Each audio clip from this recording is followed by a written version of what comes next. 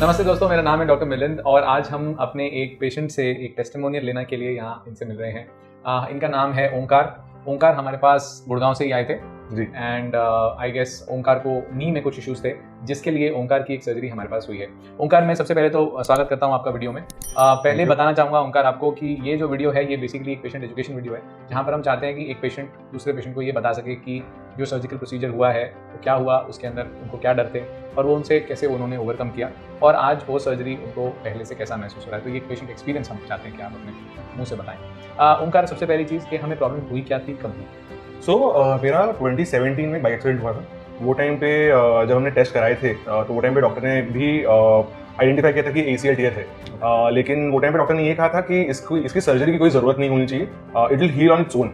And 5 years pass by, कभी कभी दर्द होता था मुझे when I used to walk a lot etcetera, but बहुत ज़्यादा कभी ऐसे नीड हुई नहीं in back of my mind, because मेरे को डॉक्टर ने कहा था कि ज़रूरत नहीं पड़ेगी and it will heal on its own. I was okay, but earlier this year suddenly a pain started developing and crucial pain, so much so that I could not walk for a day or two. So that's when I thought, let me show it to doctor once again, and that's when I came to meet Dr. Milind.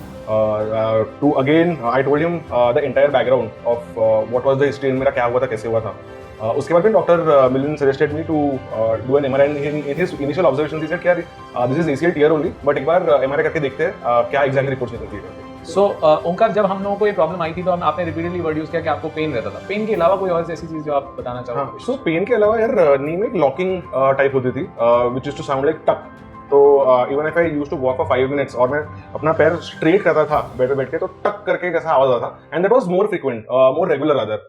So pain used to happen at times when I used to walk a lot. वो time पे pain होता था, but ये जो टक की मैं जो आवाज कह रहा हूँ ये हमेशा आती थी. मतलब even if I stand for 5 minutes and if I stretch my leg a little bit, ये आवाज आती थी मुझे. ठीक है, बिकॉज ये मेरा टक आवाज आता था तो मैंने फास्ट रनिंग की भी कोशिश नहीं किया. I used to be conscious कि यार कुछ हो ना जाए इसको. So you were slightly afraid. I was afraid, yes. And there was a slight under confidence on the injured side. आपको लगता था कि यार ये वैसा नहीं है जैसा नॉर्मल नहीं है. Absolutely. And for that matter to add, in weight training also I was conscious कि मेरे को ज्यादा वेट नहीं उठाना है.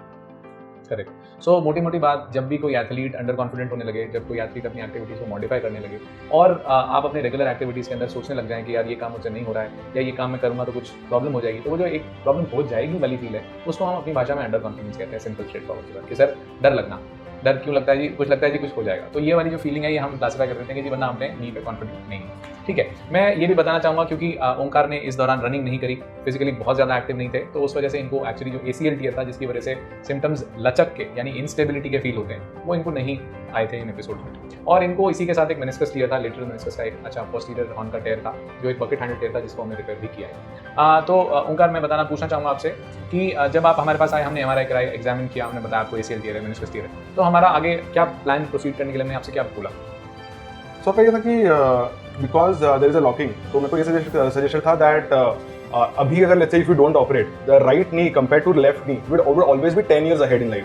तो अगर लेट्स से फॉर एग्जांपल आपकी लेफ्ट नी आज 30 years की है तो right knee today is of 40 years. So as you proceed in life that will be more difficult for you to recoup and also do more physical activities. क्योंकि मेरा एक तक इनको जिमिंग नहीं छोड़नी है for that matter and walking, and that is where it came to me, यार surgery करानी पड़ेगी.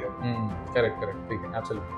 सो इसके साथ साथ अगर ओंकार मैं आपसे पूछूं कि जब आप आए, हमने आपको बोला कि सर्जरी करनी है, प्लान ऑफ एक्शन डिस्कस हुआ, सारी चीज़ें, उस समय कैसी फीलिंग आ रही थी और ये क्या सर्जरी को रिलेटेड आपके क्या क्या फियर्स थे, क्या क्या परेशानी, डर थे जो एक नॉर्मल पेशेंट को होते हैं जो डॉक्टर नहीं समझ सकता, वो बताएं. सो फियर तो काफ़ी था. Fear from the stand point की my daily activities, my daily routine is pretty active. मतलब I drive a lot and all of that, and मेरा वर्क फ्रॉम ऑफिस भी है.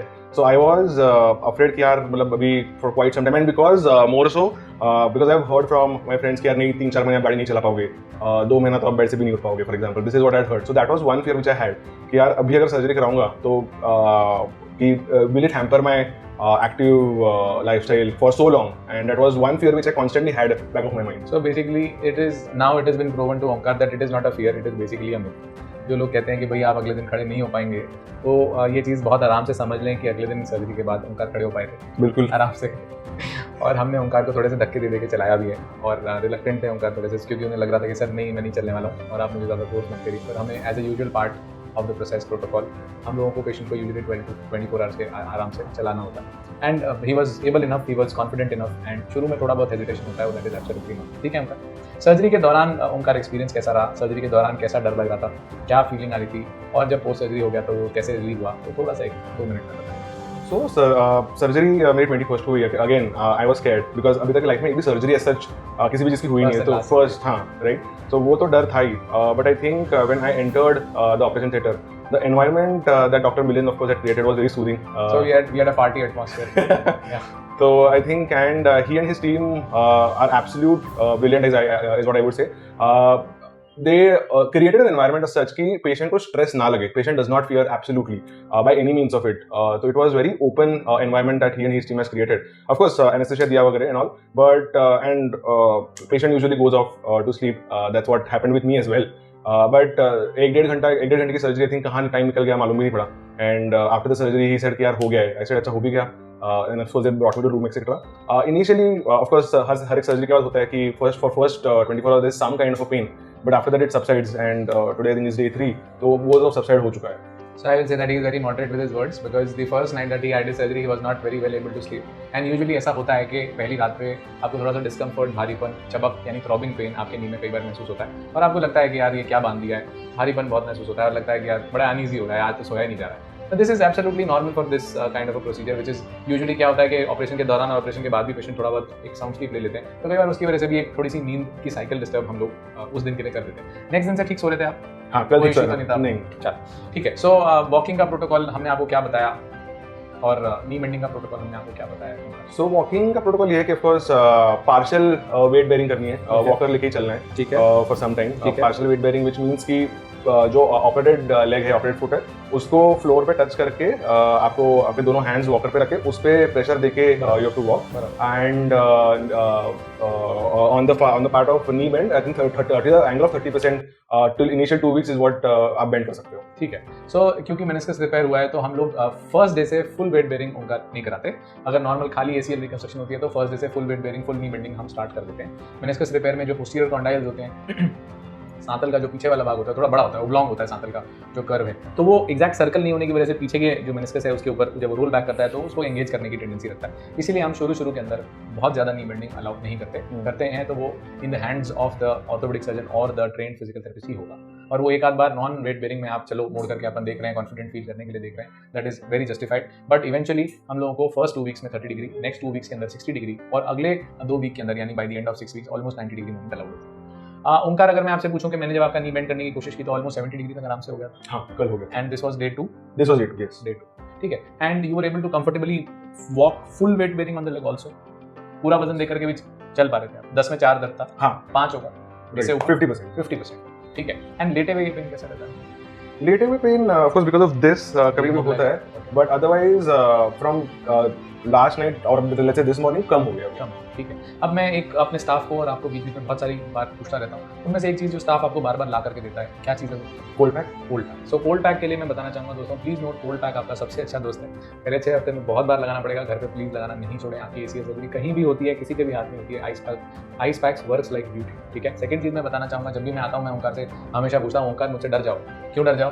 क्योंकि पैर हिला के रखना चाहिए, एंकल रादर। एब्सोल्युटली। सो जब भी मैं कैमरे में घुसता हूँ उससे 50% टाइम्स ओंकार जो होते हैं अपना पैर का पंजा काफ पंप्स नहीं कर रहे होते, और मैं इनसे कहता हूँ कि प्लीज़ काफ पंप्स करें, क्योंकि the earlier that you mobilise, जितना आप चलाएंगे दौरा उतना जल्दी बढ़ेगा, दौरा उनका आपकी सूजन लेकर के जाता है। तो जितनी ज़्यादा जल्दी हम मूवमेंट्स करते हैं उतनी ही जल्दी हम कंफर्टेबल महसूस करते हैं। जितना आप पकड़ के रखेंगे, जकड़ के रखेंगे, संभाल के रखेंगे, उतना स्टिफ होता चला जाएगा। आज की तारीख में वो समय नहीं है जहाँ पर हम बहुत लंबा समय रेस्ट कराते हैं और नेचर को हील नहीं करते हैं, ठीक है। नेचर की हीलिंग के लिए हम एक रोबस्ट फिक्सेशन करते हैं और हम उसको अर्ली मोबिलाइज करते हैं ताकि आपकी प्रोडक्टिविटीज के दिन खराब नहीं हो। One, you feel confident and you have a better rehab than conservatively managed patients, ठीक है ओंकार? ठीक है। ओंकार, इसके अलावा 2 लाइन लास्ट में किसी भी पेशेंट को जिनको एसीएल टीयर है, मेनिस्कस टीयर है, घर में बैठे दुबक के और कह रहे हैं भैया मैं नहीं कराऊंगा, उनके लिए क्या कहना चाहोगे? I think if you are around Delhi NCR या एनीवेयर इन इंडिया, अगर आपको ACL टीयर है, you can visit doctor Milind Tanwar. Very humble. That is because I had this stigma or fear from 5 years, which he took it out very easily. नहीं यार, it's a part of our job anyways, but देखिए, and of course very friendly. वो see, it is always both sides. If you are friendly, I am friendly. ठीक है। So I'll say one thing, the very important thing is, आप जहाँ पे भी हैं, आप जिनसे भी परामर्श ले रहे हैं, आप उन पर विश्वास करें, अपना सर्जिकल प्रोसीजर प्रोसीड करें उस पर, ताकि आप अगर एक यंग पेशेंट हैं और आपको लचक आ रही है, आपको घुटना अटकता है, फंसता है, लॉकिंग होती है, तो आप अपने डॉक्टर के ऊपर विश्वास करके ये प्रोसीजर करवाएं। द थिंग इज के अर्ली एज के अंदर अगर इतनी हम लोग पेन इंस्टेबिलिटी को लेकर के जब हम रोक लेते हैं अपने आप को, तो वो पूरी लाइफ हमारी आगे लंबे समय तक उसको अफेक्ट करता है। हमारी एक्टिविटी से हमारी हेल्थ पे, ओवरऑल हेल्थ पे, और आने वाली कोमॉर्बिडिटीज जैसे डायबिटीज़, हाइपरटेंशन, थायराइड, अगर हम यंग एज में खेलना छोड़ देते हैं, हम आउट ऑफ प्रैक्टिस हो जाते हैं, तो इवेंचुअली हमारी एजिंग भी जल्दी होती है। तो मैं ये कहना चाहूँगा कि अगर आप यंग हैं, एक्सरसाइज करना चाहते हैं, आपको इंजरी है, तो अपने डॉक्टर को जरूर दिखाएं। डॉक्टर अगर आपको कहता है, आप कन्विंस्ड हैं, आपको समझ में आती है बात, तो विश्वास करके उसके लिए प्रोसीड करें।